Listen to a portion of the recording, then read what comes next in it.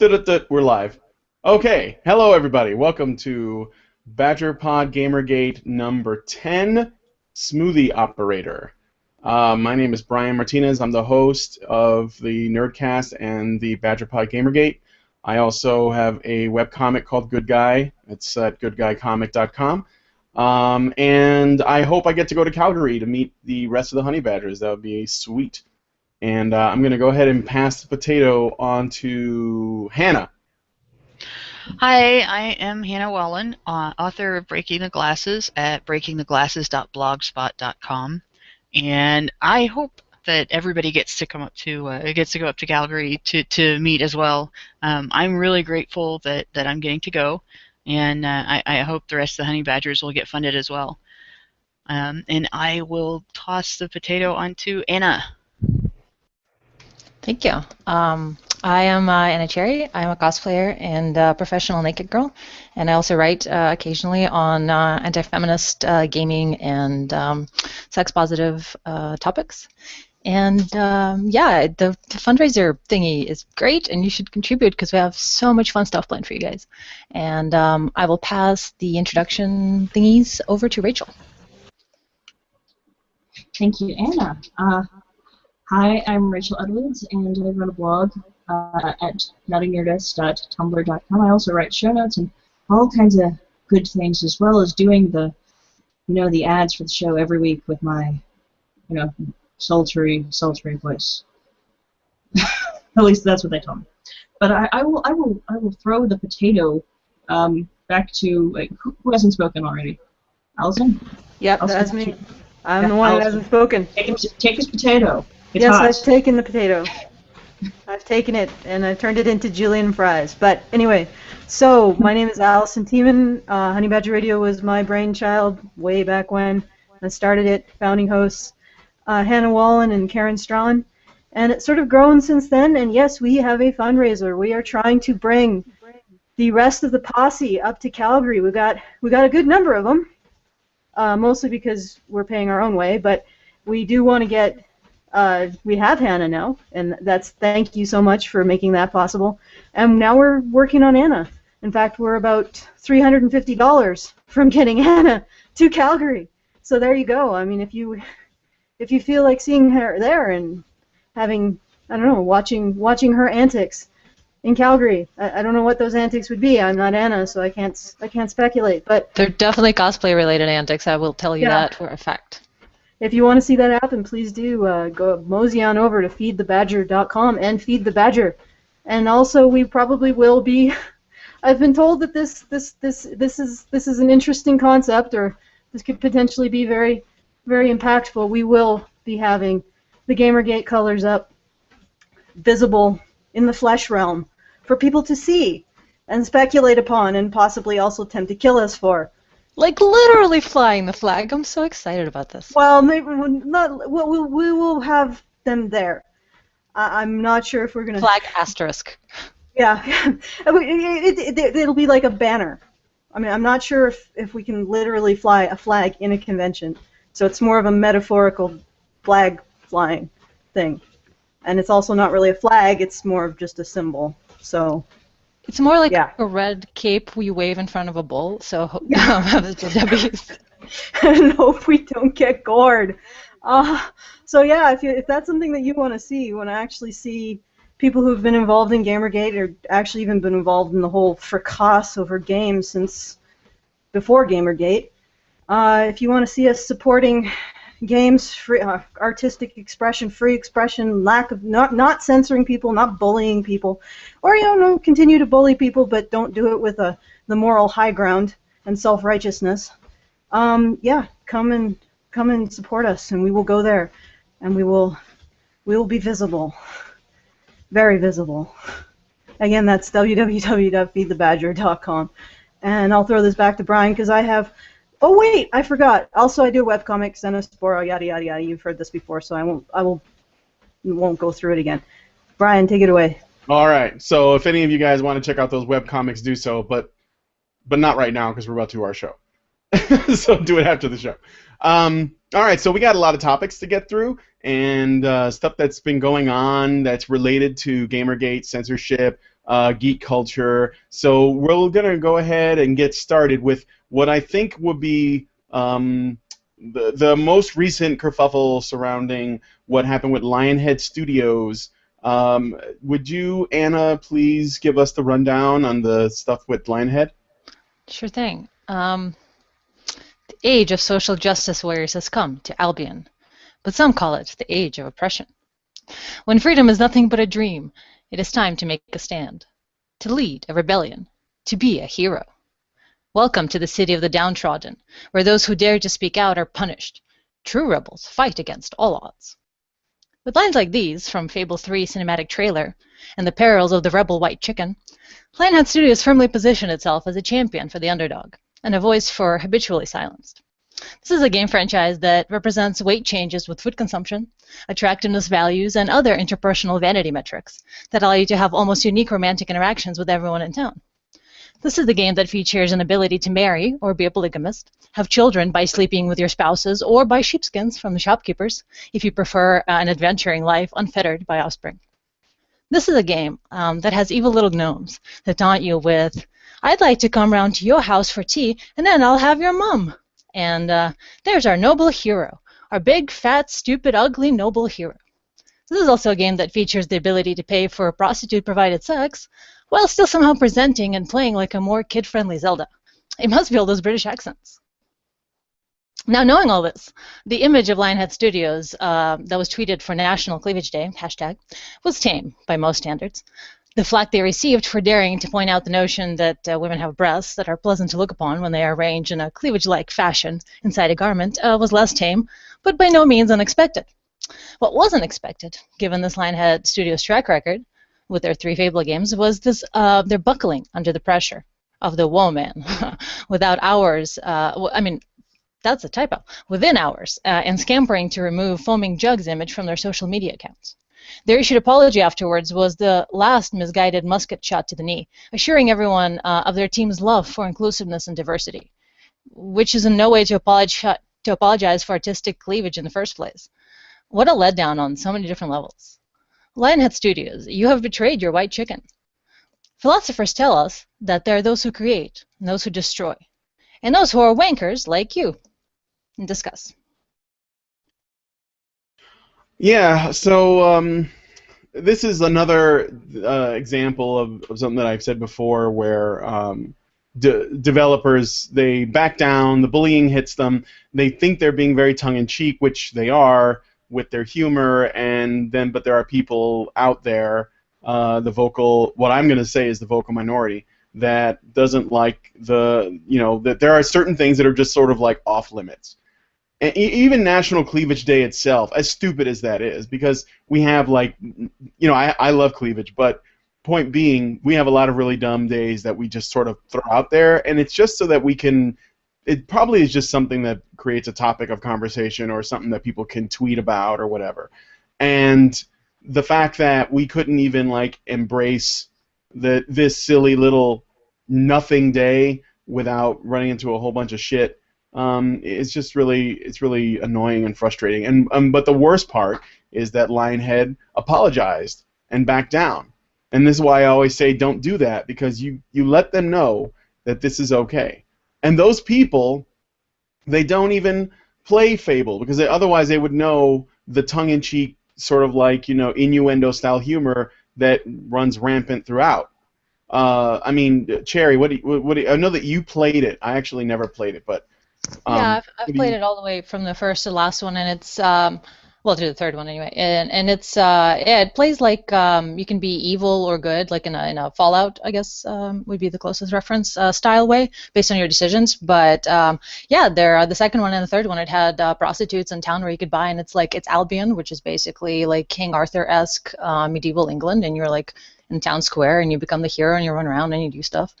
So it's just like a regular RPG, but yeah, they have those quotes that I read were by gnomes that you have to shoot in Fable 3, and as I mentioned, the prostitutes, for instance, they have very lascivious outfits. Like there's a graphic I included with my write-up, And they actually, the Lionhead people, right after they posted the cleavage, they also showed the man butt cleavage photo, from what I understand, which is one of the prostitute concept arts, had this like tailored coat that had a heart-shaped cutout in the back for the butt, and it had like a little heart tattoo on it. And from what I understand, that was actually also tweeted on National Cleavage Day, and they said, look, we don't discriminate. And they show the picture that they do this for men too, but both were removed.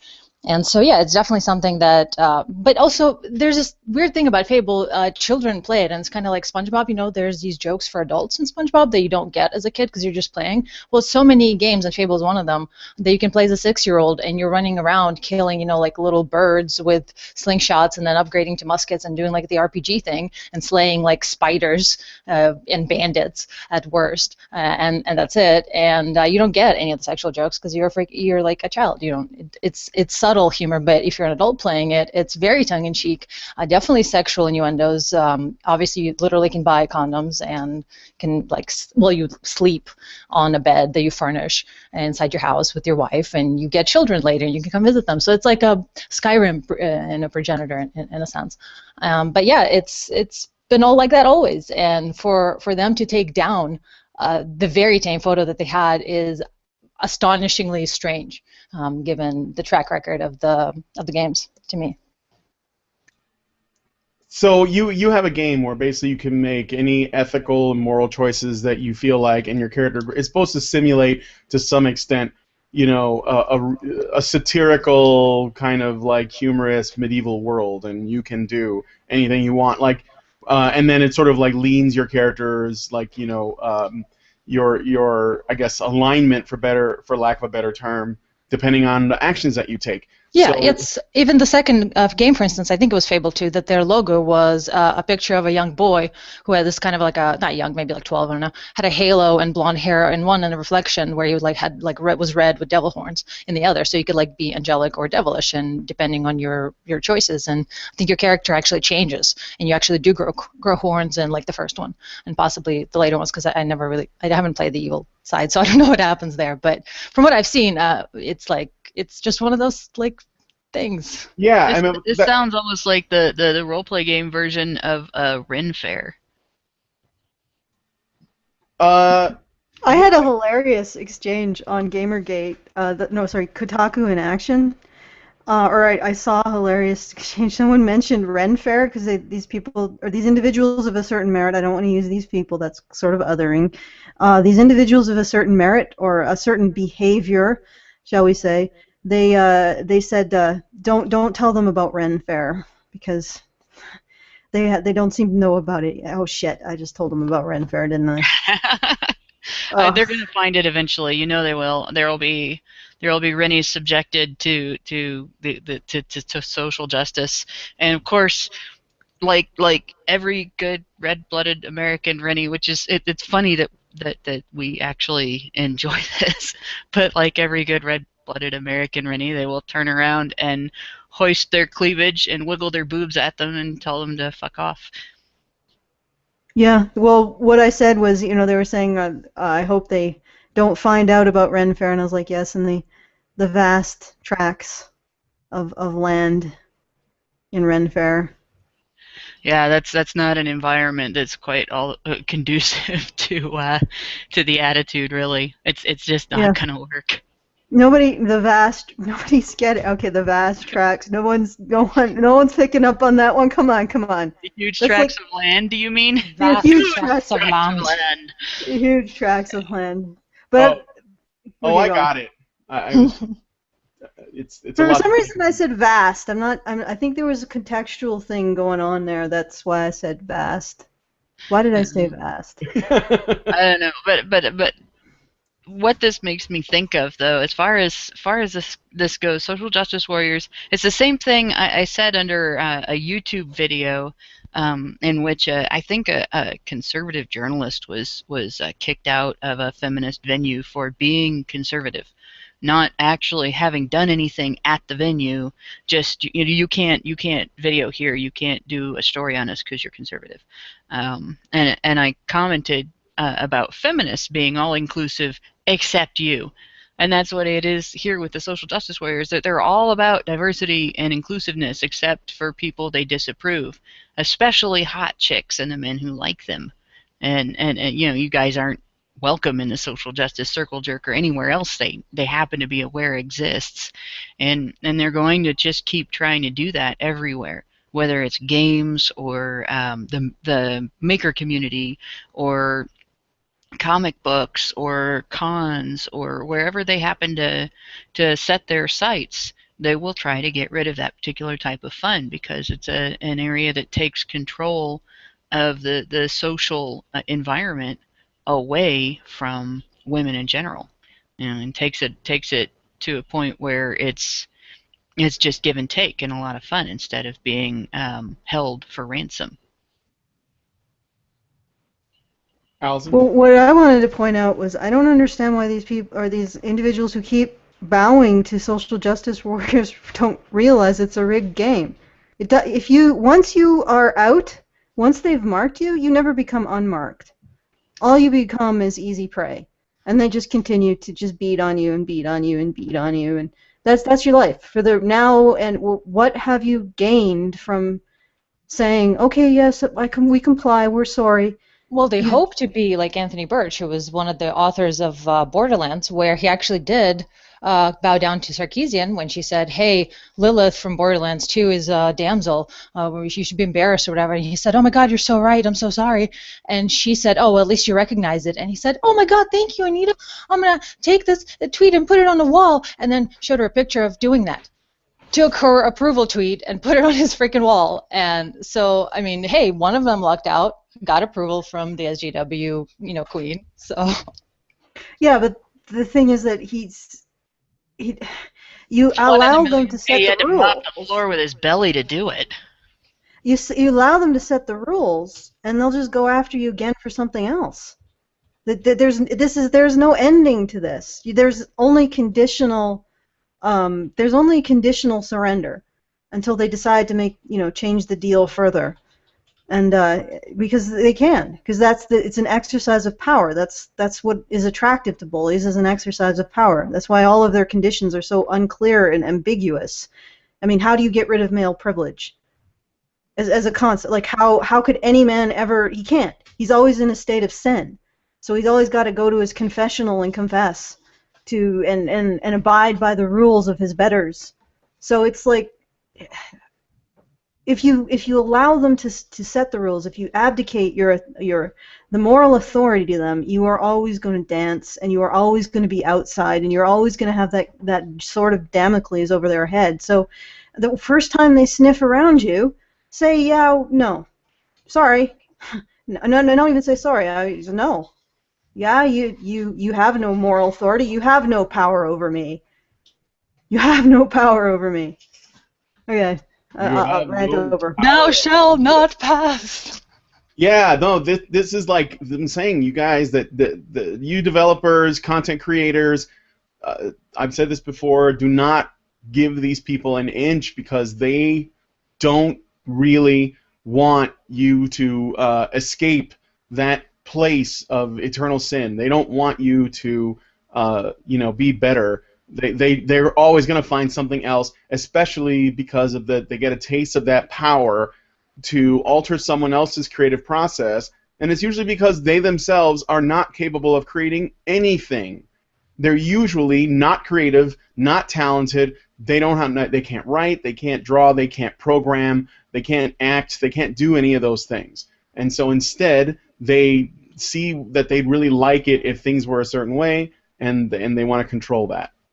Sorry, Cherry. Well, they do get drunk with that power, as you were saying, exactly, and they see what else they can do. They turn on their own, as we saw with Brianna Wu situation, where they were like, hey, you think you have the power, Brianna? No, we have the power, the mass, and they were like turning on her first from the creative design choices she made in her characters. To be fair, though, it was completely hypocritical of Brianna to ever be part of Gamergate issues, or not Gamergate, but more of the Sarkeesian, like, what is it called, critiquing game design and the way women are portrayed in gaming, because Gamergate is kind of like a separate thing from that. But she should have never said anything about that if she was going to draw characters as she drew them. So it was sort of fair for her to receive criticism from SGWs, but as we saw, they have no loyalty, basically, is my bottom line point. They have absolutely no loyalty. Speaking of Wu, I'm sorry, Allison. I know I'm stepping on you. I got to throw this out there. Speaking of Brianna Wu, did you know that she had tweeted out around the time that Dragon's Crown was very popular? And then, if you don't know, Dragon's Crown was the game made by Vanillaware, where the sorceress, it was like an action RPG, and the sorceress was like a witch, and she had like gigantic boobs and a really, really tiny waist, because the art style of the character designer, well, he chose to go that direction. Like, everybody was very, very exaggerated. And she tweeted out that she really liked that character. And then she was also the most outspoken person against this foaming jugs thing. So this just gives you an idea of how they don't really, like, people like her don't really care about what they claim to be, because they'll go back on it, like, whenever it suits them, you know? So, Allison. Yeah, that's the other thing. They don't actually abide by their own moral code. It's like it's almost exactly the same situation as like 500 years ago with the church. You know, all of the moral betters are screwing around and drinking and doing all of the things they blame on their lessers. But because they're on top, they get to push around those below them morally, even though they aren't morally more pure. They just maybe hide it better, and in this case, they don't even hide it better.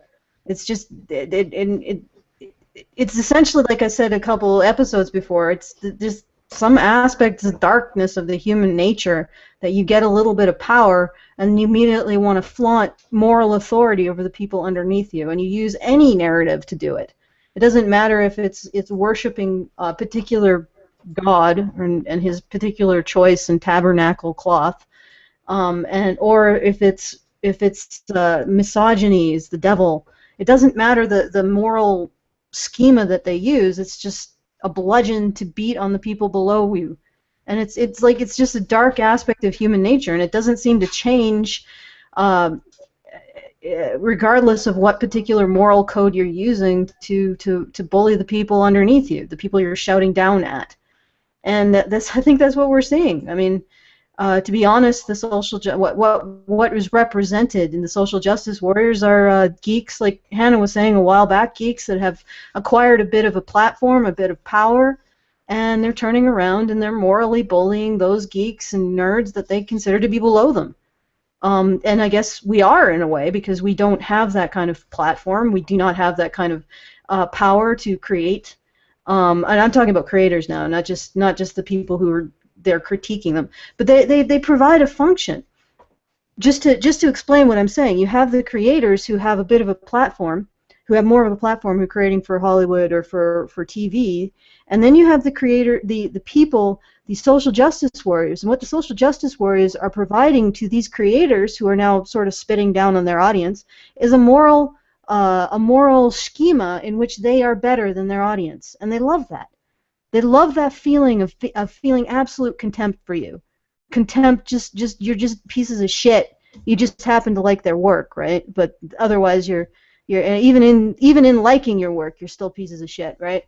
Liking their work, and it's like it's the most appalling human behavior.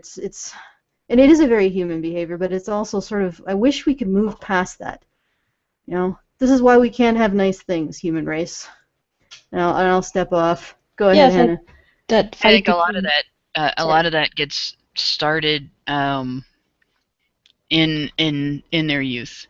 Have I stepped on somebody, or No, I was jumping on you. Okay, it's okay then. I'm like trying to look up the line. My chat jumps, but no, this is something that gets started in youth. When I wrote about the different steps on the ladder and everything, one of the things I mentioned, and I described it from the perspective of when I was in high school. I don't know that the two groups maybe have the same names and the same appearance as they did back then, but back then it would have been the nerds and the preps. They were both nerds. We were all nerds, but the preps were more socially acceptable. The preps were closer to the more popular crowds of kids, like the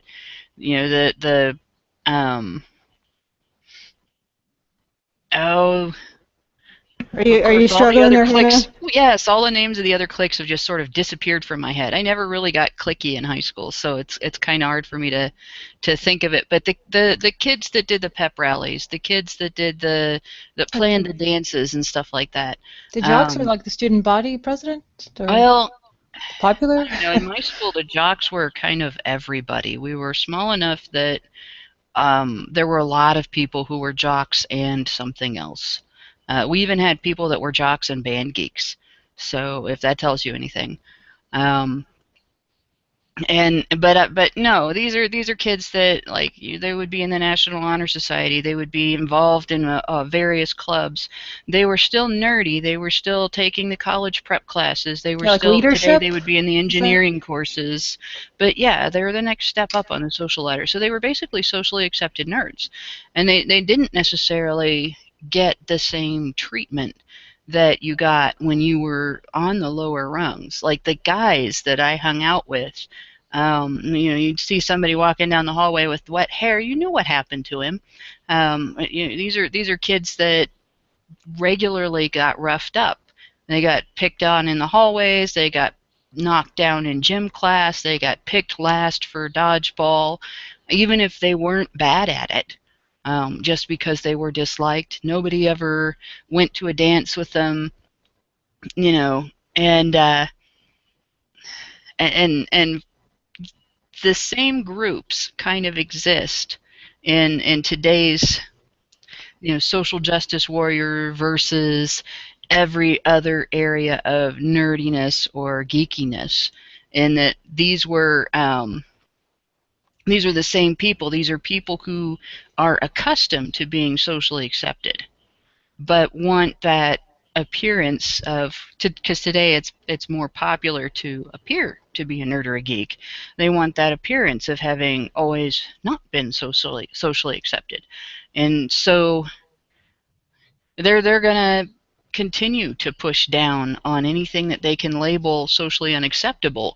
They're going to continue to have set up social rules that are sort of arbitrary and sort of exclusionary, and these are the kind of people that have always used the lower rungs as a stepping stone, and I don't think that it's any different now. I think that all of this you can't enjoy cleavage, you can't play video games with violence that includes women, or will treat it like it specifically targets women only and is different when it happens to women. You can't enjoy anything that is politically incorrect. You can't make rape jokes, but we can joke about poisoning our husbands or boyfriends. These are the same people, and they're using this kind of thing to elevate themselves because they don't have anything better. They've always ridden on not being us as much as they have on what they are or what they can do. Yeah. Yeah, there's definitely a power trip thing. I wanted to just point something out if somebody are you going, Anna, yet? Or because I just wanted to talk to what Hannah was saying. I don't know if you were just... I think that it might be something dark in all of us, that when we get a bit of power, we want to act out all of those impulses that we have to feel contempt for those below us, to treat them in cruel ways, to do all this. I think that this is... I mean, you can't... I think that the real difference is that these are nerds who got that power. And I don't think we can point at them and say, hey, that they're different than us, because I think we all got that darkness in us. And it's really up to us to recognize it. And if we do get a bit of a platform, not to start to feel like you are separate from the people you're talking to, and start to say, oh, they're contemptible because they're our audience, And I think that's... And that makes them lesser because we're the ones talking and they're the ones listening. Well, there's no real communication that happens unless someone listens, and so there's no hierarchy there. If there's nobody listening to you, then you have nothing to say, really. Well, you have something to say to yourself, which is fine, but and so I just wanted to point that out. I think that there may not be a real delineation between the nerds that are being stepped on and the nerds that are doing the stepping, other than one class has gotten the power and hasn't self-examined about using it. And I'll leave at that. I would go ahead and slightly disagree, but agree with you, but disagree, and also kind of agree with Hannah in a sense. But I do feel like there is a distinction between the two types of nerds for sure. There is those that secretly want to be popular. I would put it that way. There are those who are just nerds, and they're like, hey, we're nerds, and whatever, this is great. It's who we are, and it's awesome, and let us be ourselves. And then there are those that the same abuse that all the nerds went through, they did as well, and then they internalize it in a lot of negative ways and want to get back at that popular crowd and want to be part of that popular crowd and want to finally show them, show them all, all those people that made fun of me and, that treated me badly. I will scapegoat these other nerds who are not defending themselves because they're just hanging out and being nerds and building robots and playing games or whatever they do. And but I'm going to climb the social ladder off their backs and try to get into this popular crowd that I always wanted to be a part of. So that to me is that distinction, is the wanting to be popular versus just feeling like nerddom is perfectly fine. But at the same time, I do know what you're talking about, and I would say there is a dark force, which is kind of like the religious, dogmatic, bow before me force, but versus this like intelligent kind of like trying to put things together and have logic and move forward. So there's that struggle. But I feel like I know what you're saying because there was a museum exhibition by a woman who sat alone for like 6 hours. Well, not alone, but she sat motionless for many hours and had a bunch of objects in front of her. All of them ranged from like very nice things like soft bunny, like feathers and nice things like that to like gun. There was even a gun and sharp objects that could hurt her. And she let people come up and do whatever they wanted to her without any resistance. And it had to be stopped because people were hurting her and somebody did point a gun at her and they did go on this like power trip. And I feel like that is a mark of a like sad disease society that we do have in some ways, that people don't feel safe, they don't feel like they have any power, and so the only way they feel like they could get power is to hurt others, is to exert that like primal Christian God of I will smite you, I will destroy you, and that to them is power. And I feel like more hugs and in a fundamental way, more oxytocin and a shift actually, and specifically gender dynamics will help that specific issue a whole lot. And that is a lot where I'm coming from my neuropsychology background, and my interjection into this whole movement has been to try to heal that part of society and through gender dynamics, because I feel like a lot of pain comes from that and from the way that men and women, as a result of their treatment of men, feel no love and they don't feel comfort and they don't feel safety, and so everyone's just running around scared, trying to hurt each other to feel like they're powerful, and they're So yeah, I would agree, but I also do think there are two different types of nerds for sure. Well, that woman is a performance artist, by the way, and I've heard of her work before. She's actually kind of fucking crazy, or at the very least, a drama queen. Because there was this one, just a minor mention. There was this one thing they mentioned that her and her boyfriend of the time, who was also a performance artist or artist of some kind, decided they were going to break up after years of being together, but to do it, they needed to do this elaborate thing where each of them stood at each end of the Great Wall of China and then met in the center and then went their separate ways. It was like a really bizarre kind of thing. But yeah, that's just... Yeah, I'm not sure what the update is on that, but that is what I understood as well, is that Shia LaBeouf did experience assault at the hands of a woman as well, because that was his performance art piece of not responding or resisting.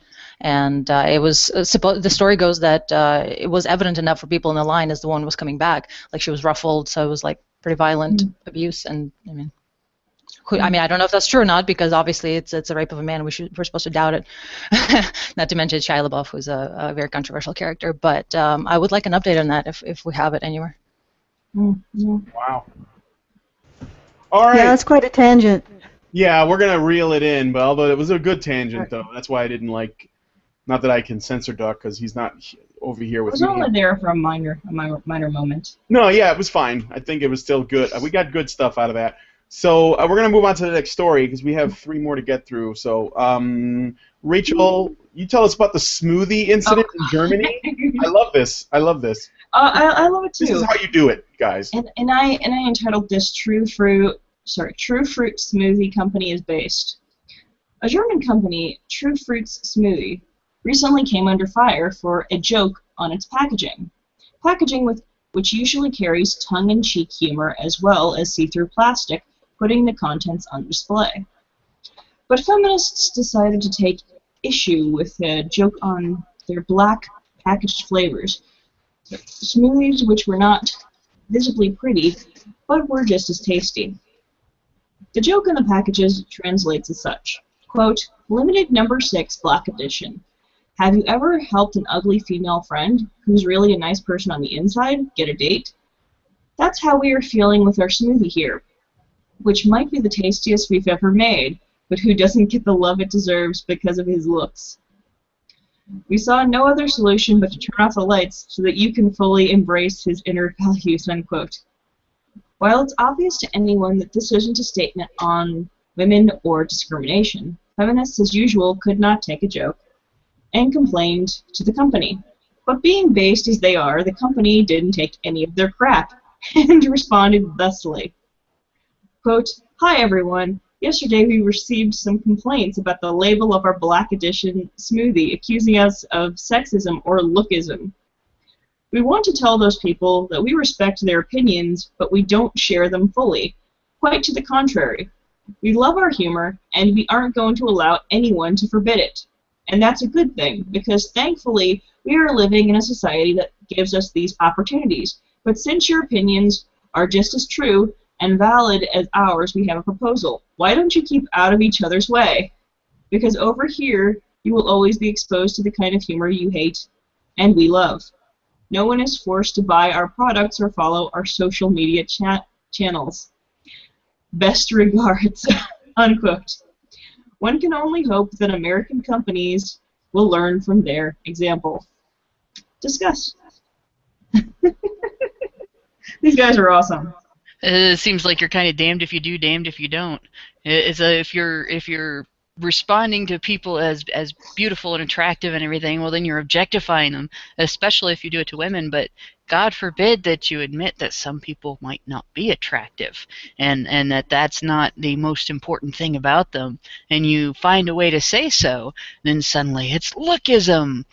You just can't win. They just are looking for something to complain about. And no matter what, whether there's something to complain about or not, they'll find something. What the fuck is lookism? Seriously, I never heard that before. I don't know. I mean, I know it. I think what they're trying to say has something to do with judging people Discriminating based on attractiveness. Yeah, I would assume. So Can I give it a swing? Yeah, swing at it. Sure. All right. Basically, lookism is the idea that we attribute more humanness to the attractive people in the world. And of course, objectification is the theory that we dehumanize attractive people. So there you go. They have you coming and going, basically. Well, they've done interesting studies. Only if you're a woman. Yeah, only if you're a woman. Guys can be judged on their looks and be objectified. That's totally cool. All the bases are covered. All of them. Well, you're just so getting when it comes to complaints, feminists go both ways. Are you pissed at attractive people? Well, well, now we've got sexual objectification. Well, no, it's not sexual objectification. I think getting pissed at attractive people is, well, no, technically you can scream sexual objectification because seeing people who are more attractive than yourself makes you feel uncomfortable. But yeah, I get what you're saying. it's like you said, it's coming and going. They Yeah, have you covered. No either matter way. Either way, you're screwed. A woman Oh, is goodness. angry and upset. But Oh my god. so let me get this straight. So they had this thing, and all they did was say that you should value this creation for merits other than its looks, because its looks Yes. are not great. Well, Yeah. how is that lookist? Like the To fact dare is that people who- suggest a woman is possibly not the most beautiful thing on the planet, and every single one of them is exactly the most beautiful thing ever. That's lookism, basically.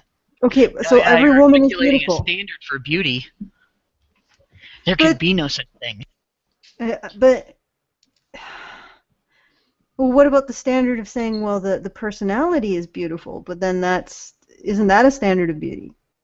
But that's okay. Well, I don't know why that would be okay, because it doesn't. I mean, really, if you think about it, a standard of personality, you'd have to live up to something, right? And I suppose that would be another standard that would become oppressive. My gosh, we're losing people. Uh-oh. We just lost Rachel's Rachel. Yeah, but that's okay. She got to read her piece, and Abducted. she'll be back. she'll be back. She'll She find can't her get way. enough of us. But, Okay, so yeah, this is just sort of it's great that they stood up to them though, because it's incomprehensible. It's just recognizing that there are more or less attractive people in the world is lookism. Then isn't lookism? Well, and we're also 2 for 2 here, both stories with feminists not having a sense of humor. Like, they're both things that were said tongue-in-cheek that they are taking seriously in order to take offense at them. This is a common behavior with them, too. You cannot make a joke. Jokes don't exist if they include anything that feminists might choose to take offense at. Then all of a sudden, you meant that. Even if you didn't, you still meant that. Well, the cleavage photo wasn't necessarily a joke. It was just like, hey, there's a tiny little bit of cleavage with a pun on top of that. But it's like, So really not. if we have that, that's not okay. But if we say that women are not attractive sometimes, that's also not okay. So you really, really can't win. Yeah. Maybe it was the pun. You don't. Well, you Maybe know, it was the pun. here's the thing to understand about this, and I think I mentioned it. But True Fruit Smoothie, their typical packaging is see-through. It's see-through plastic because they like to put the ingredients on display. But the special thing is sort of a blackout. It's sort of a blackout it probably container. looks like Yeah. diarrhea. Like the Yeah, color is probably. like. Yeah, probably looks really gross, but probably tastes really good. So yeah, that's the thing. The other smoothies, they look all nice and pretty, but they look as good as they taste. But they just wanted to help the smoothie out by turning out the lights.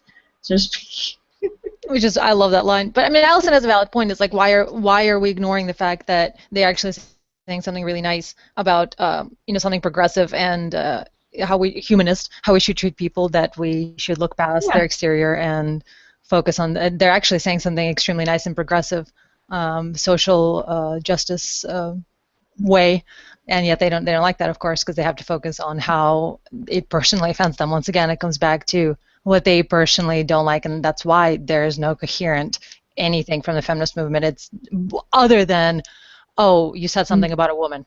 I don't like it. Okay, let me take a stab at how ridiculous this is. They're essentially saying that you should look past looks to inner beauty in their advertising campaign, and they got hit because they recognize that people are more or less attractive. But lookism, the term lookism itself, is the essence of it. The essence of the whole concept is recognizing that there are people who are less or more attractive, and people respond to them differently. Correct? Like, so it's just I don't know how to even describe the hypocrisy. Feminists took It's offense at a thing that promotes a thing that they normally claim is their issue, their assertion, in other words. Well, but it's like it'd be like, I don't know. It'd be like, I think their problem was they didn't like that they used the word. Didn't they use the word ugly in their Oh, advertisement. your ugly No, I friend. don't think they did. Oh, maybe. Yeah. Or maybe like less attractive. Not sure. What is Rachel? What's the wording on that? Did we lose Rachel? No, I'm here. I'm here. Did I'm they here. actually use the word ugly? Yes. Hmm. I think yeah. Let me look back at the thing. If I'm fairly Such certain a they used such the a word. triggering yeah, word. yeah, they're an ugly female friend.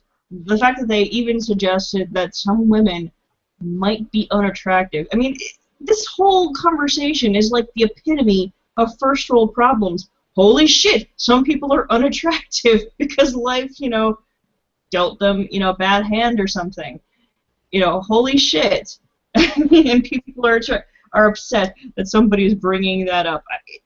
If you ask me, it's some people who personally feel insecure about their own appearance and want to project that onto everything else. Because that's just, yeah. I have my suspicions. You remember, and I don't know which one it was, but in previous shows I've talked about the Take Back the Night rallies and compared them to testimonials in church in charismatic ceremonies and people standing up in self-help groups and telling their stories and stuff like that. There is a certain need to ride the wave of a particular emotional I don't know, outburst, that's not the right word, but a particular emotional thing where once you start doing that, you need to look for more ways to do that. And one of them is, those types of testimonials, but another one is taking offense at things and complaining to the originators of the things that you took offense at. In particular, if you see those originators as being like businesses or organizations that have maybe more of a big voice or more of an extended voice than yourself. And so, of course, they're going to look for a way to take offense any place that they look. And they're going to find something in any piece of advertising, anything any company does. And it would have been scarier if the feminists had come out and said, yeah, that's great. They're talking about looking past people's appearance to their inner beauty. You just have to start wondering, what exactly this company was doing. Because they wouldn't have been that they didn't find something to take offense at. This is more of an addictive behavior, I suspect, than anything. I will bet the same group goes around complaining about minor things to lots of businesses, and it's just this one just happened to respond this way. All right. Do we have any other things, or do you want to move on to the next topic? Hello, guys. We can move on. Okay. That's it for me. All right. Smoothies are tasty. They look tasty. What's tasty? The Smoothies. Smoothies. Smoothies are tasty. And so now we have the suggestion that your ugly friend might be tasty. Mmm. Yeah. Ew. Well, maybe. I don't know. She does way That's more stuff. cannibalist, you guys. Yeah, that's cannibalist. Triggered. All right. So, Wonder Woman or Mortal Kombat? What do you think? Finish him. Yeah. Okay. Let's do Mortal Kombat. Flawless victory. So it seems Mortal Kombat producer Sean Hemrick has apparently quit Twitter after violent threats were allegedly made against his wife and daughter. He'd already changed his Twitter handle to "Come On People," underscoring his frustration. He posted a series of tweets yesterday detailing his exit. This is his tweet. Quote, "I used to be thick-skinned enough for the random personal attacks. I'm a big boy and I can handle it. I've been in my share of fights. However, I cannot deal with the threats of violence to my wife and now young daughter. Threats of sexual violence are even more disturbing.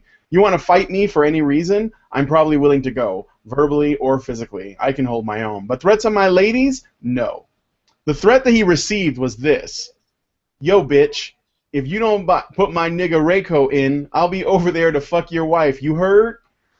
This caused the producer to leave Twitter after getting that threat. That is understandable, but here's the problem. The Daily Dot has alluded to this threat being connected to Gamergate, which is spurious at best and dishonest at worst.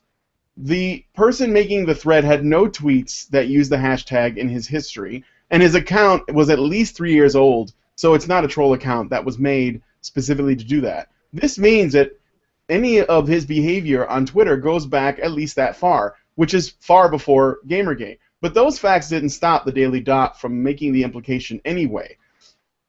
The fact is, this campaign of libel has been going on since the inception of Gamergate, if not before it in some capacity.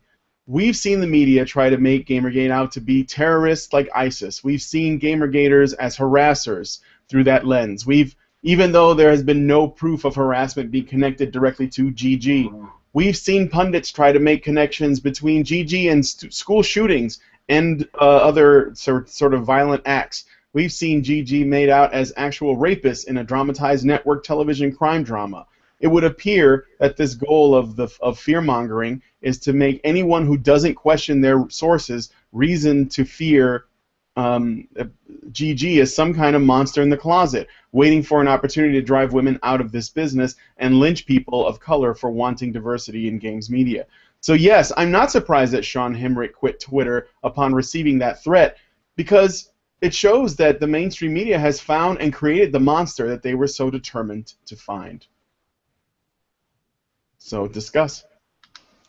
Well, it seems like if that's the tweet, no, that can't be the tweet that sent him off the internet. There had to have been something before that, right? You were saying he changed his name to Come On People? Like, well, why? Yeah, no, that's the only tweet that he received that was a threat, and that person is not connected to Gamergate at all. And basically, I'm not going to defend him, but that's the kind of language that you would find like on like a Chan board or something, where people are like, hey, if they don't do this thing, I'm gonna I'm gonna do something crazy. But usually it's not like, I don't think that those things are genuine. It's just the way that people talk shit. It's kind of like, like if you were to learn that like I don't know, like if they were gonna remake a film that you really liked and you said, if they don't put this actor in the film, I'm gonna shoot up a school. I mean, you're not really going to. You're just sort of expressing how much you want them to do this thing.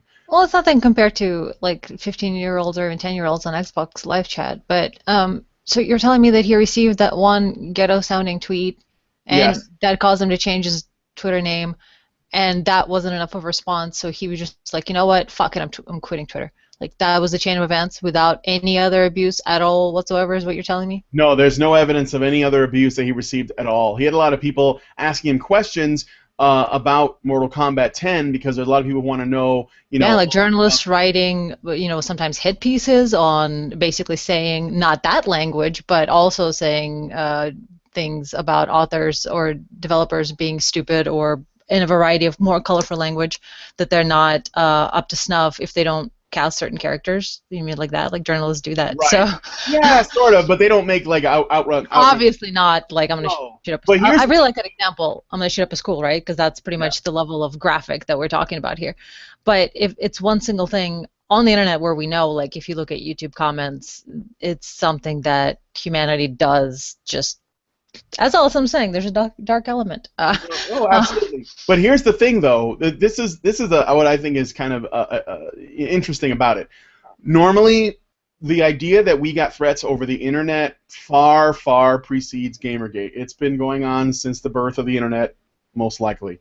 But what is really kind of telling, in my opinion, is the fact that now that the media has kind of like constantly spun and threw in the face of people who consume it, and that's developers and gamers and regular folks and your grandma who watched SVU and all these people over and over. They repeat that whole Gamergate people are, they're terrorists. They're going to harass you. They're coming for you. They're coming for your kids. They're going to rape your family and all this other shit. They actually made the environment so terrifying for people who don't know, who don't question what they're fed, that when this guy got one tweet that was a threat, he immediately bounced off of Twitter because they set that up. They made it that way. I see what you're saying in general. Not sure if that's the case here though. I mean, yeah, it's true they have a media narrative that is entirely, you know, Gamergate as ISIS, without ever mentioning the fact that there have been multiple FBI literally involved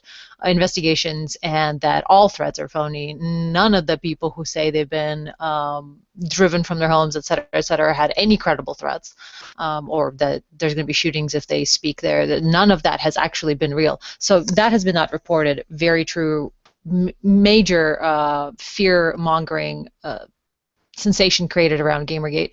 True. But this feels like an insane, ridiculous PR move because, dude, how are you going to stop this person from threatening your ladies by quitting Twitter? What exactly were you providing this terrible attacker by staying on Twitter that could lead directly to the damage of your wife and children? How was Twitter and your presence on it in any way involved in any of that? So it feels like entirely a PR stunt. He gets one single tweet, changes his name, that doesn't get enough of a response, goes on this SJW, Joss Whedon-esque, etc., of all those manginas that are like, oh, let's stop this, people, this is terrible, which, yes, the language is ridiculous, but, like, come on, we really going to have that thin of a skin as say someone saying, I'm going to rape your grandma, and you're like, oh my god, poor nanny, I hope she's okay, and bolted her door.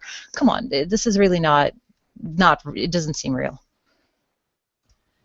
Yeah, I got to agree with that because they're not responding the way you respond when you really are threatened. When you really are threatened, you call the authorities and you preserve the evidence. You don't. You do what you can to ensure that the person making the threat gets caught in real life. You don't drama over it. And it seems like that's all these people are doing that are making a big deal about this. And it's, you know, on one hand, at least this time it was a statement that is properly phrased as a threat. A lot of what we've seen in the past has been what was the term that atheists the atheist net Talking about a came up with? threatoid. Threatoids, where it was, you know, this should happen to you, or you deserve X, or crap like that. Go die in a fire. Go die in a fire, yeah. Which I've been told to go die in a fire. I mean, I've been told that for my views on the internet since the early '90s, and never considered it a threat. The other person at the other end might be an asshole for saying it, or I might consider that I have frustrated them beyond reason in the discussion. But to feel threatened by that is ridiculous. That at least if this guy's gonna dramatize something, is at least dramatized, I am going to do X to you or your family, as opposed to, you know, go die in a fire, or you deserve to get raped so you know what it's like, or that kind of crap.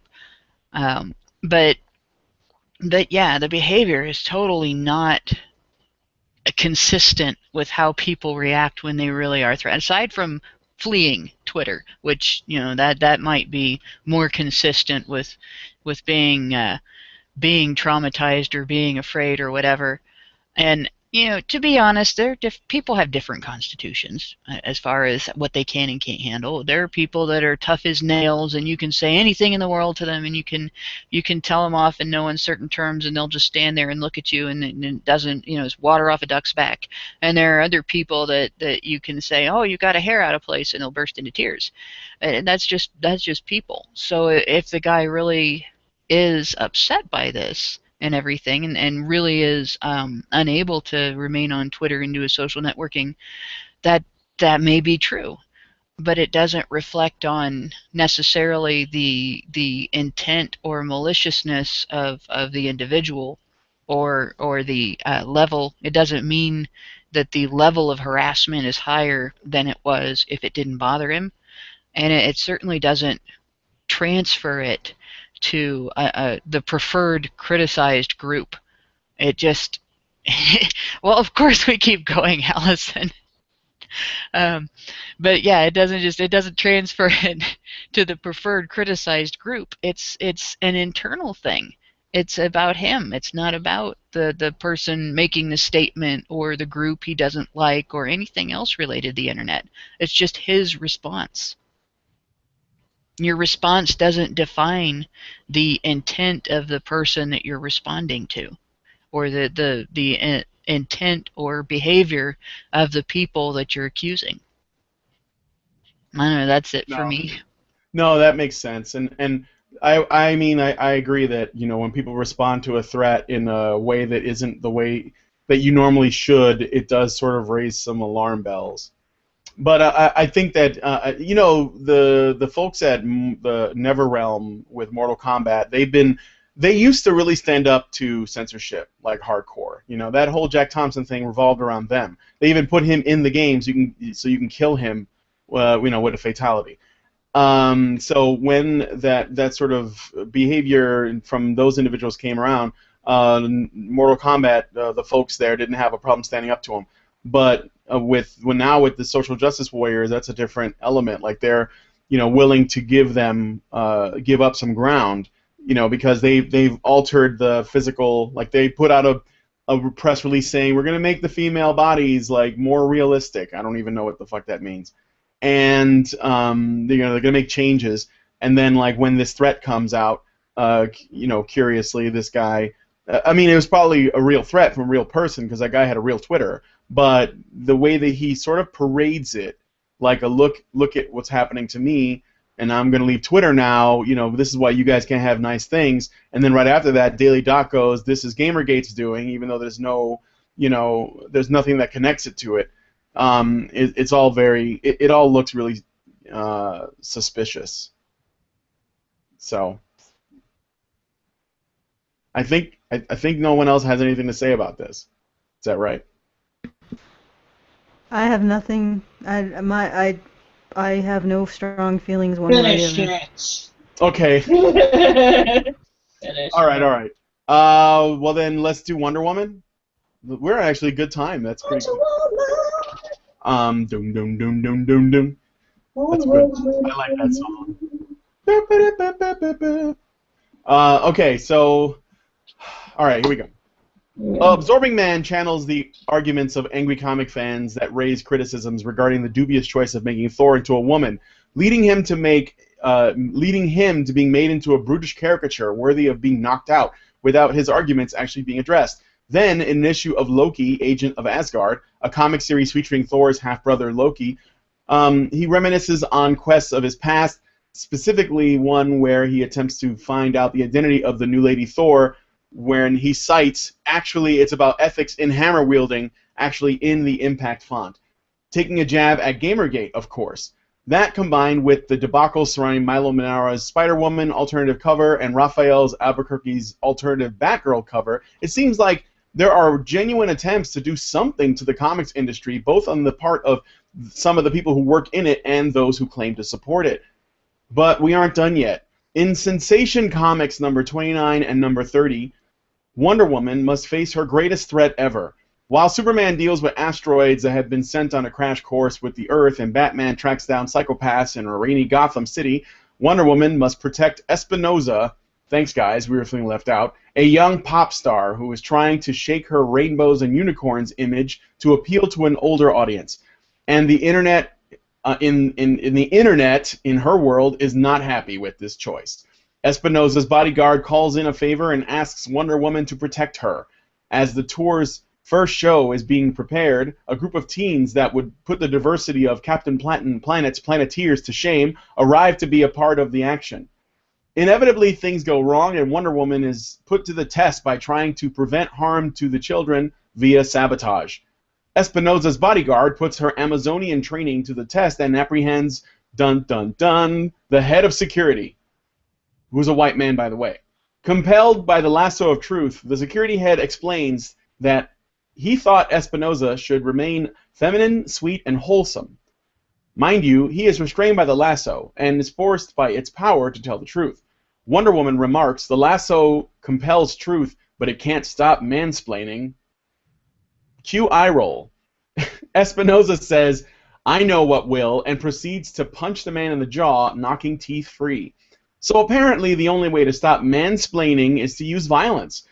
Sensation Comics is said to be used as a platform for people who are hoping to get their own series greenlit to try and cut their teeth in the DC Comics universe. Many people have written and illustrated their own takes on various characters from the DCU.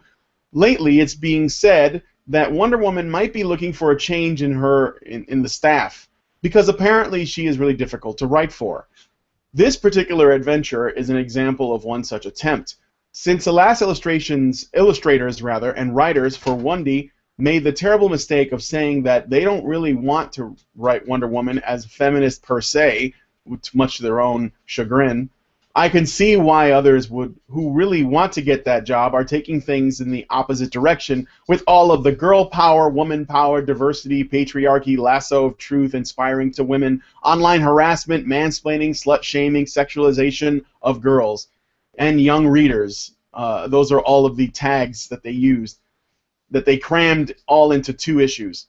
Wonder Woman apparently represents the kind of subtext made text Sensation Comics plot that will score big with readers who like to score the political correctness of what they read, but which is generally dissatisfying as a story. This is one to read if you enjoy congratulating yourself on how liberal you are, rather than because you appreciate logic or good storytelling. And discuss, if anybody wants to. Ah! There is a dildo in the screen. Why is that? Yeah.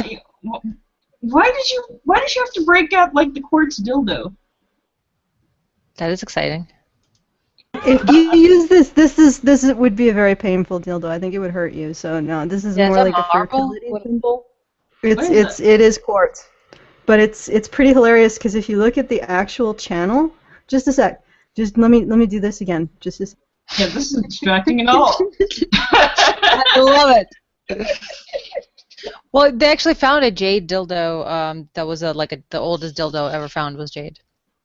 So that would probably be slightly painful, unless you go slow. Wait, what are we looking at? It's supposed to do a thing. I think it's supposed to do a thing.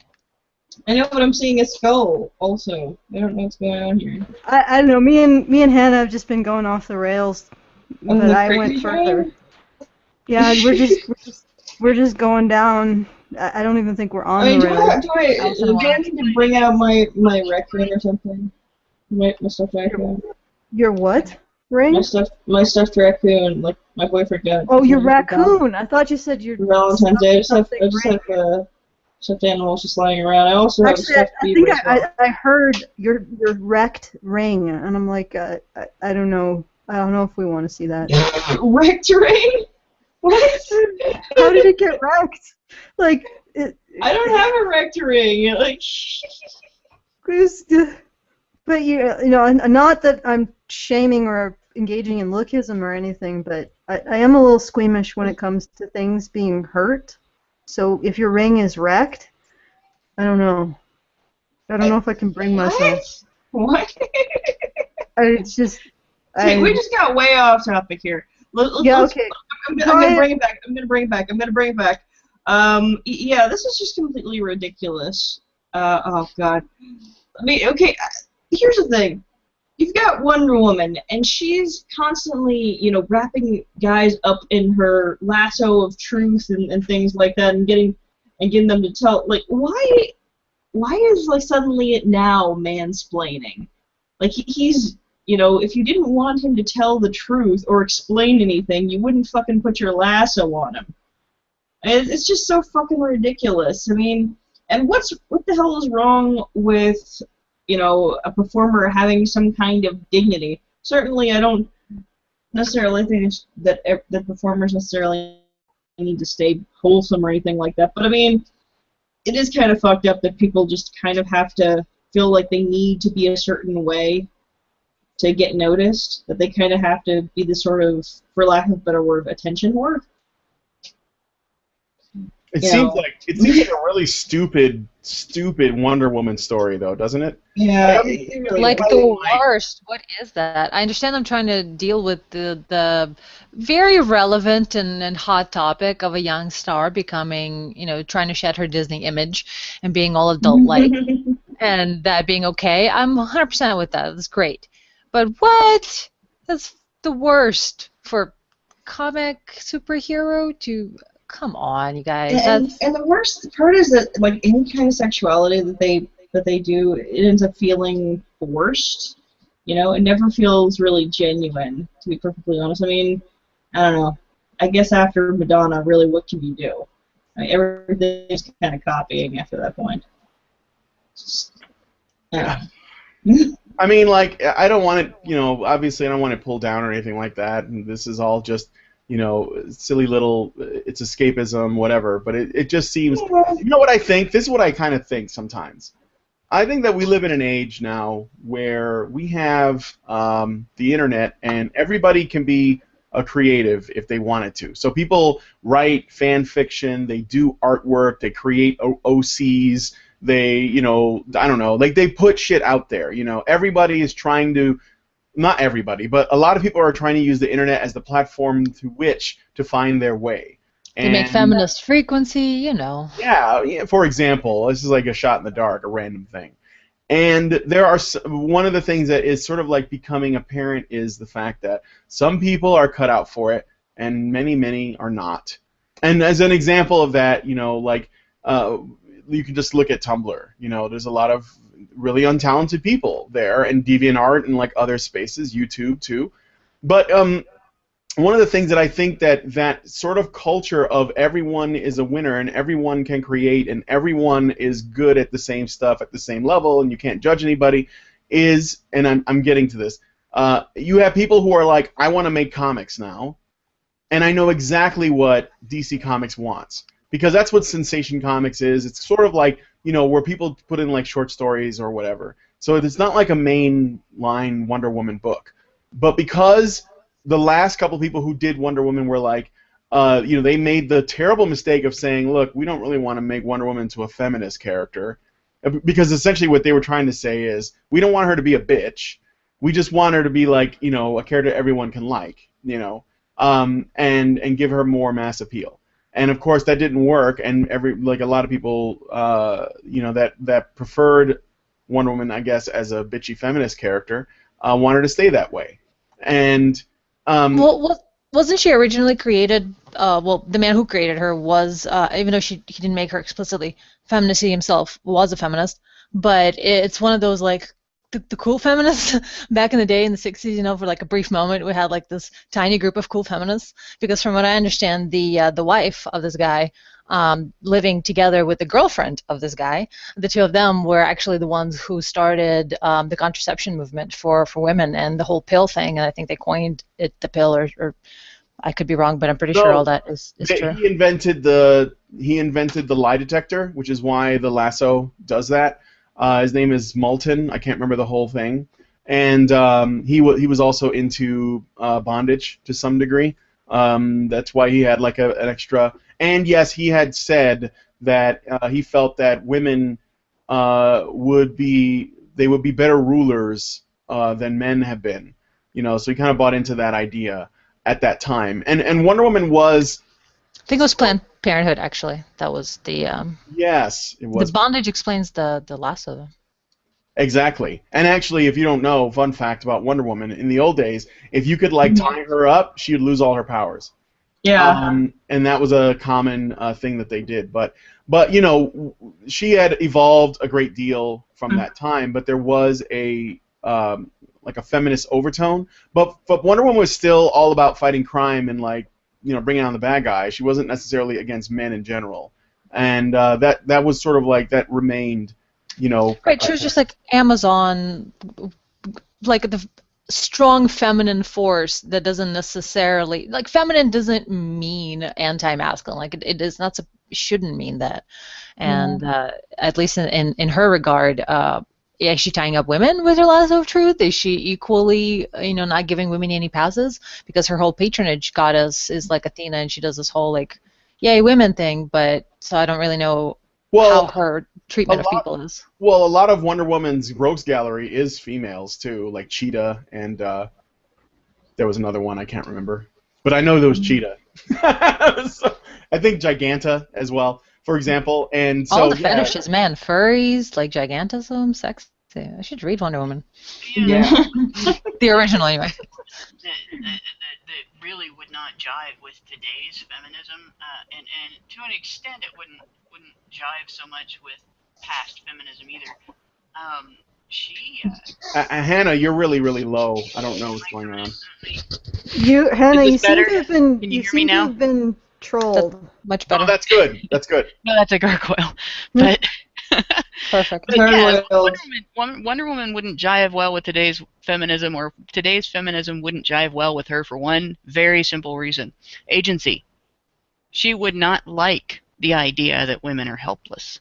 The character that I used to like when I was a kid, the character that I grew up with, would not for a moment put up with this kind of whiny ass, helpless bullshit. She would be teaching these girls, to man up, really.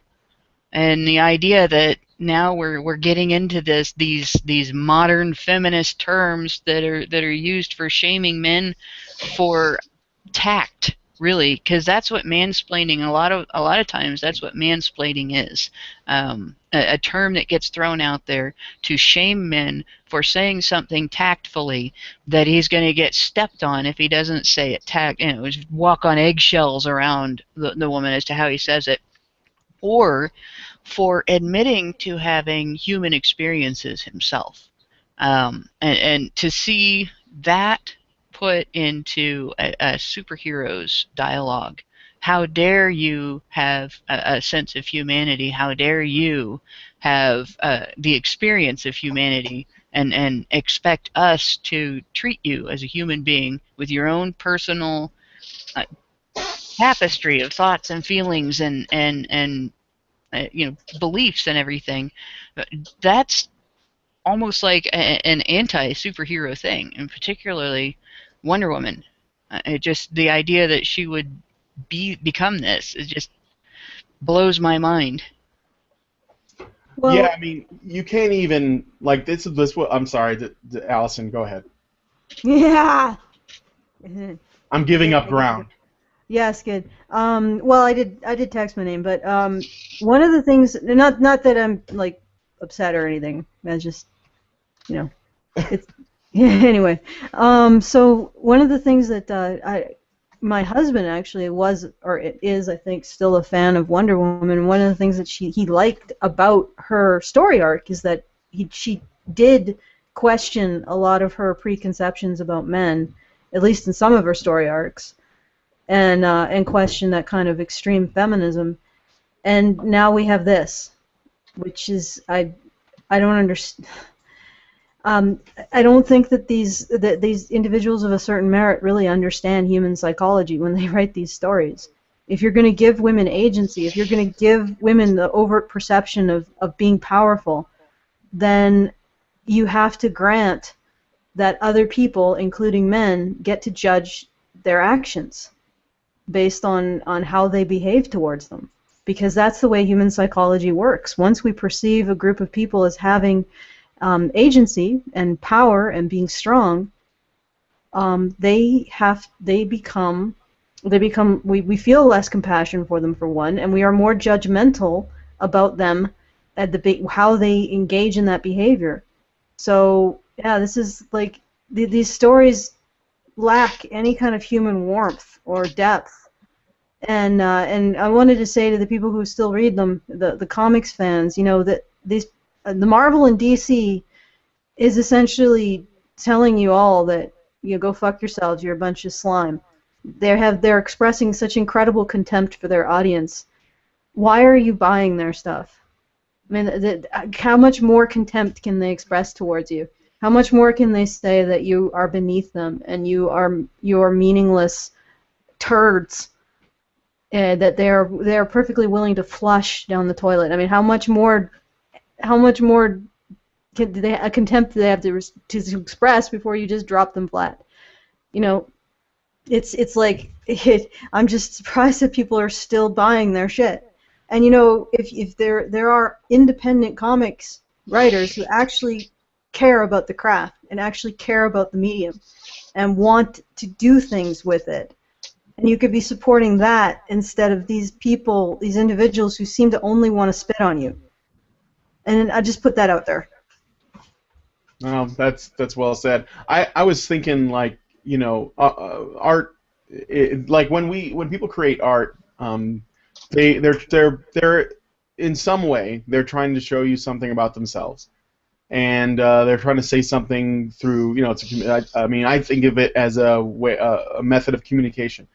And when I see the kind of stuff that these particular artists are doing, I wonder what is it that this says about, like our culture, that we do this flagrantly, openly, and no one, generally, most people don't even bat an eyelash or challenge it unless they, are like observing it in the way that we do. I mean, most people would read that and they'd say, mansplaining, well, I don't know what that is, but it's funny. Or, if they do know, they'd say, yeah, that'll teach him for explaining himself after I put a lasso of truth around him and asked him to explain himself, So I think that it says something about these kinds of content creators that they feel the need to make these statements. And I think that the guys who did that, I think at least one of them was male, so he's basically like willing to, just sort of like, give up his balls and just be like, hey, that's not. Or what sometimes I think what people do is they're trying to say, well, I'm not that person. Those are other people who are morally inferior to me, and I'm going to put them on blast. But in this example, so I don't know. It's just kind of sad. And if you don't like that stuff, you shouldn't support it, and send them a message and say, look, this is not okay. It's not. I don't want to be pandered to per se, but I don't want to be shit on either. And it's just not really good writing. It's not really good storytelling. So it's just kind of shitty. Yeah. Well, and how that this relates to Gamergate? Because I've seen some questions about that. This is all part of the same problem.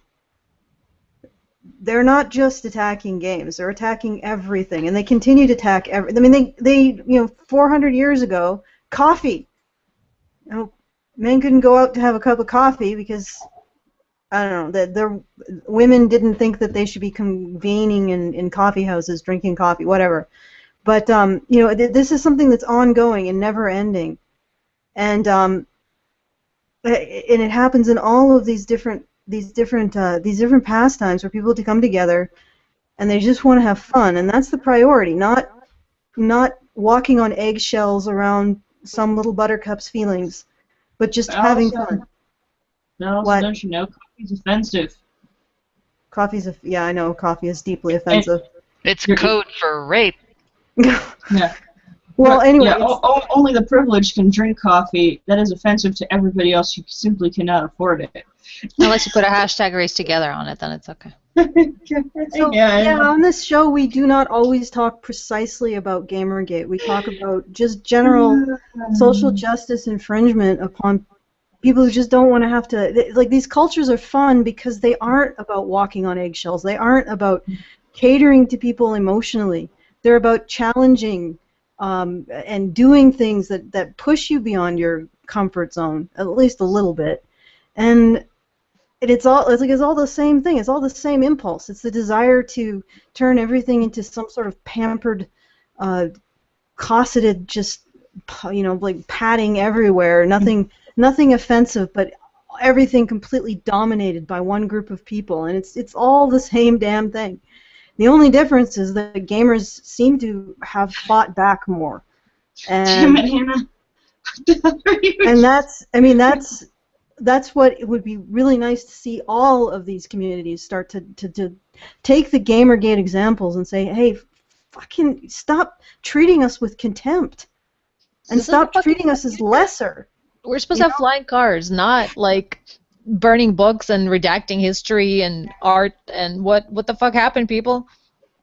Yeah.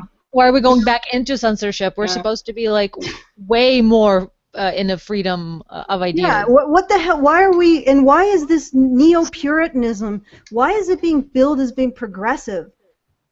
I mean, how many times have we had an era in which women have to hide themselves?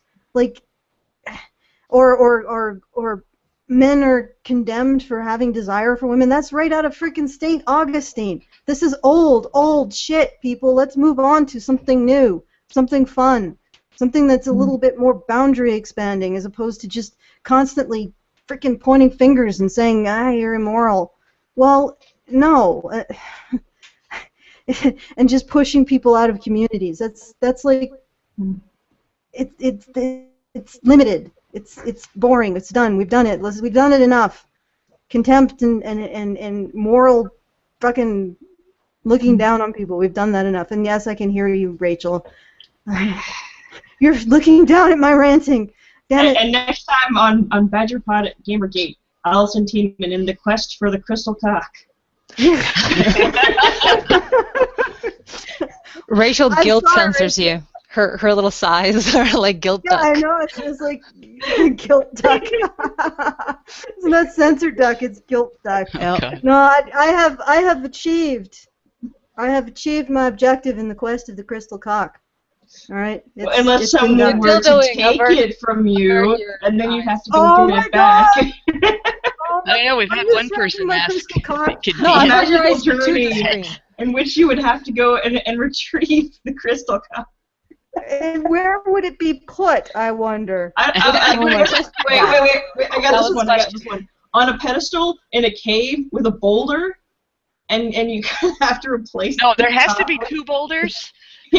But also, whoever can lift it, like not And everyone can log. lift it. Only one can actually because it's Only one can wield the crystal Right. cock. Will There it can be in the be mystery one. bag? That was a question. Potentially, could the crystal cock be in the mystery bag? I Legit won't say question. no. I won't say no.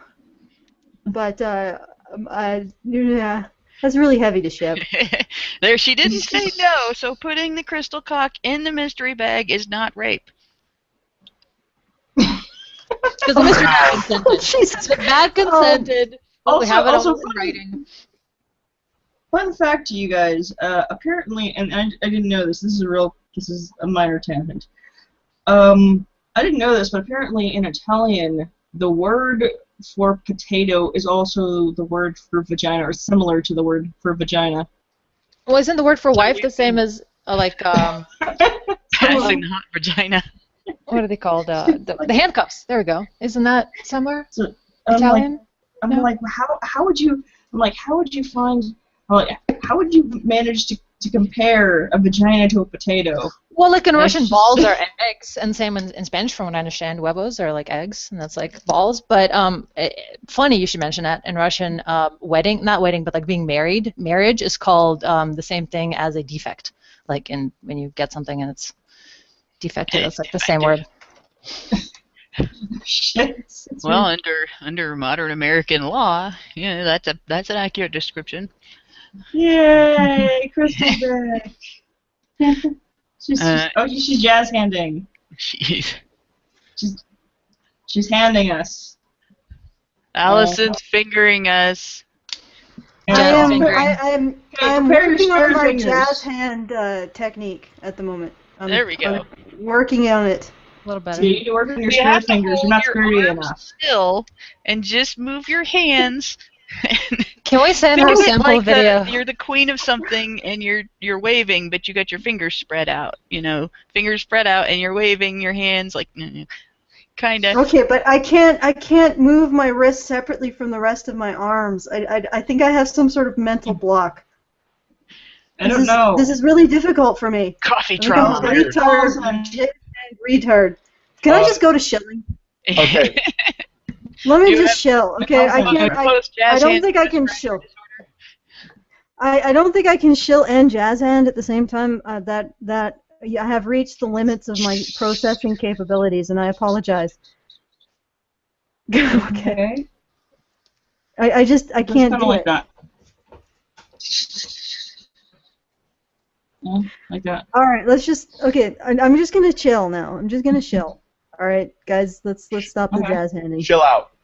All right. Okay. So once again, I think that we're ready to do this. I don't know.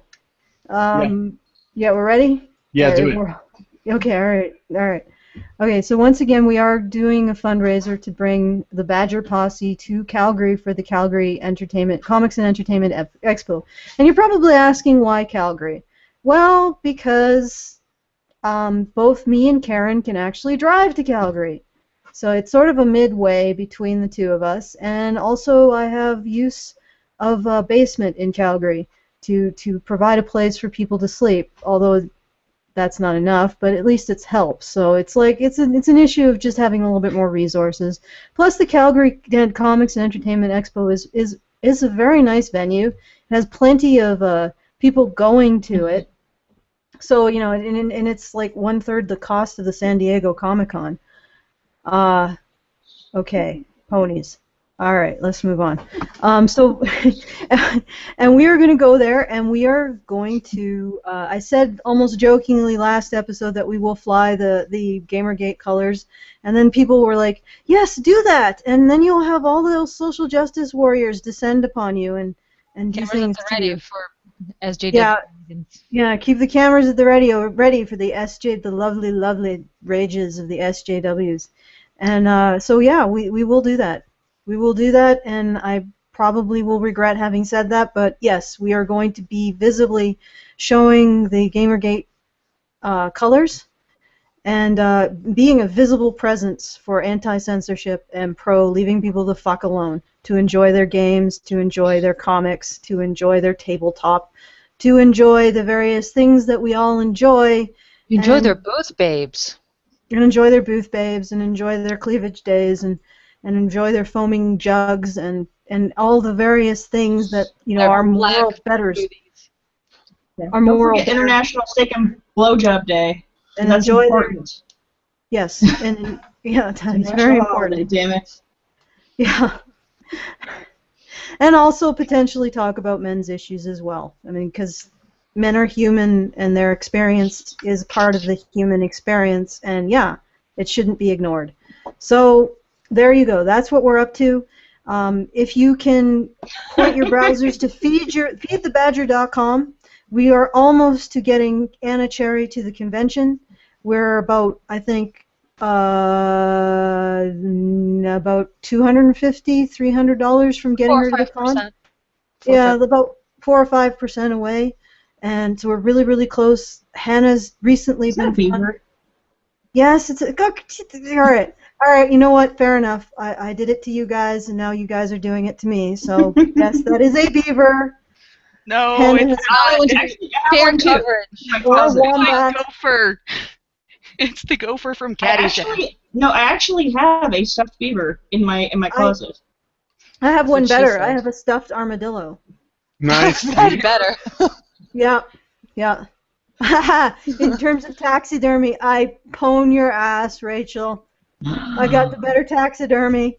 No, it's not taxidermy. It's just a plushie. Oh, Lame. yeah. But it's a plushie, and it's weird. Okay, anyway, all right. Yes, Mike is going to be a booth babe. What the hell? It's like I'm bringing him a hat if I can go. I'm bringing him a. he's only going to be wearing his hat. No, I lied. No, he's going to probably be wearing clothing.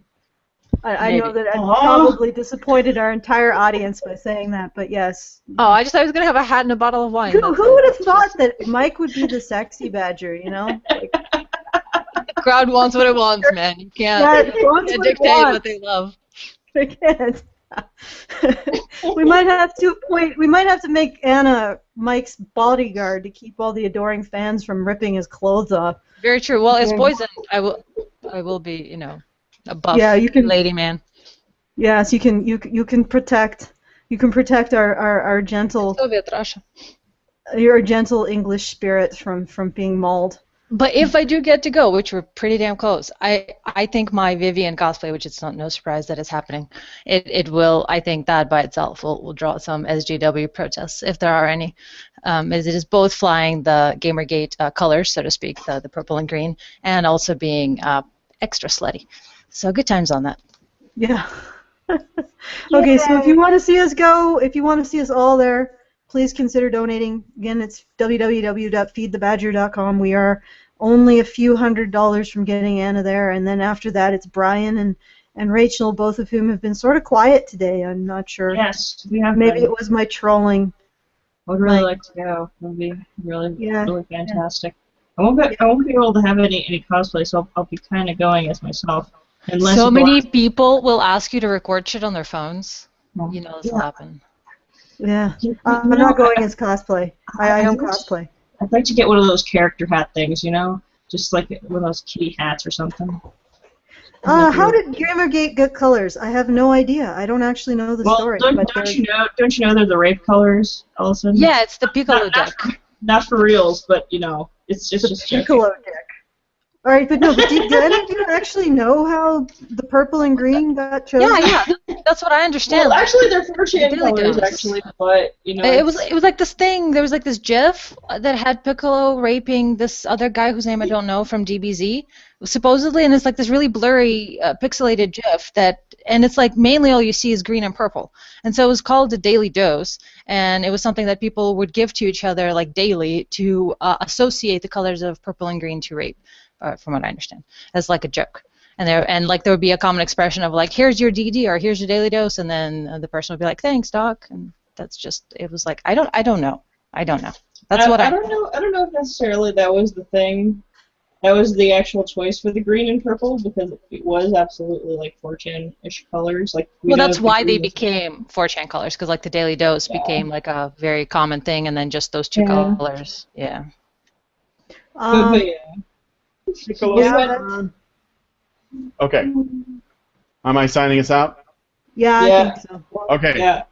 So, guys, thanks for joining us on a somewhat chaotic journey through Badgerpod Gamergate. And I wanted to comment on Allison's comment about why we do these other topics that are not directly related to video games, but it is because there is an invasion happening in all spaces, in particular ones that are normally considered to be male-dominated. By the virtue of the choice, because you don't really see it happening in like female spaces, and it's people that want to, you know, they want to control shit. They want to go in there and they want to fuck shit up, as to quote Internet Aristocrat. And the last thing I wanted to say is that the thing about art is, for me, art is supposed to say something that is that other people don't. Well, let's say you're supposed to, but art typically, if it's going to do something great, it's going to bring attention to something that people are not readily aware of. And one of the ways that it does it best, in my opinion, is if it is above politics, if it is apolitical, if it is in this way that, you know, people, that's how you make it last a long time. That's how you make it powerful and impactful. And when people when people try to talk about topics that are just so low culture and not very interesting with their artwork, they are not doing a good job of realizing its potential, and they're not really great thinkers. You know, that there is a relationship between art and thought that I think that, you know, if we want to be great, we should be working towards and holding other people to those standards. So, and I think that we can do better than that. So that's one of the main reasons why I'm often very critical of the stuff that I am, aside from the, you know, just like the moral posturing and shit. So anyway, I will leave you guys with that, and tell us what you think about the topics that we discussed and your feelings. Should we have another installment of the quest for the crystal cock? Well, I do. Let me also say that next week we want to try to do a call-in show, like a Google Hangout with you. So maybe we can just bring on guests, much in the same way that a lot of other Gamergate streams have done in the past, where people can come in and like talk about stuff for a little bit, and then we sort of like get to as many viewers as possible and give them all a chance to voice themselves, because this isn't just for us. This isn't for our own benefit. It's for you guys. And even if you I think that it's the Gamergate is a community, and I want to get closer and get to know that community. So, I guess that's it. So, are we done? Am I gonna close out? Quest for the crystal cock. The only way to get the To be crystal cock, by continued. the way, this is my thinking. It's on a low pedestal. You have to squat over it. You have to kneel down and grab it without your hands. And if you can grab it and leave the cave, then you will not set off the traps. That's the only way. I want that in a comic. That needs to be I'm like nature. It's a the comic only- book reaction to Lady Thor and to Wonder Woman. That needs to be in a Oh comic. my God! Quest for the crystal cock. The Oh rage my god. will be beyond the raginess. That's crazy. Yes, Okay. Just end it. Just Yeah. go. Okay. Good night, everybody. Good night, everybody. Hit it. Hit the button.